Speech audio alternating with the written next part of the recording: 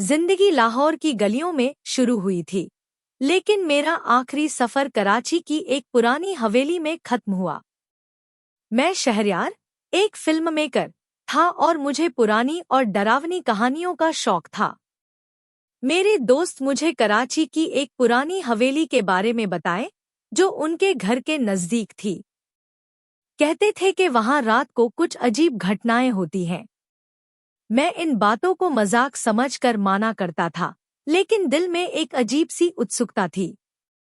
एक रात मेरे दोस्त के साथ मैंने फैसला किया हवेली की जांच करने का। हम रात को हवेली की तरफ चले। हवेली की दीवारों को देखते हुए मुझे अजीब सा महसूस होने लगा। अंदर जाते ही हवेली का माहौल सुनसान था और अंधेरे ने उसे और भी डरावना बना दिया। हमने कमरे कमरे घूमते हुए हवेली को देखा, लेकिन कुछ भी अनोखा नहीं मिला। तभी एक अजीब सा सन्नाटा फैल गया। एक पल के लिए हम सभी बेहोश हो गए, जब एक खामोशी के साथ किसी की चीख सुनाई दी। मैंने अपने दोस्त से देखा, उनके चेहरे डर से रंगे हुए थे और मेरे अंदर एक अजीब सी डर का एहसास था। हमने चीख की तरफ दौड़ते हुए एक छुपा हुआ दरवाजा पाया, जो हमें किसी छोटे से कमरे में ले गया।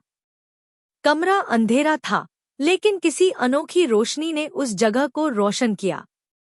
हम दीवार पर लगी कुछ अजीब सी तस्वीरें देखते हुए घबरा गए। यह कमरा कुछ अनोखा था, जैसे यहाँ कुछ बुरा हो चुका है। तभी एक कुचल रहा था और हमें एक भूत के साये ने घेर लिया। हम भागते हुए हवेली से बाहर निकल आए।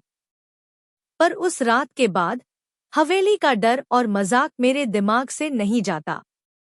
मैं जानता था वह कुछ अनोखा और भूतिया था, जो सिर्फ अंधेरों की दुनिया में रहता था। लेकिन मेरी जिंदगी में एक नया डर और उत्सुकता का सिलसिला शुरू हुआ।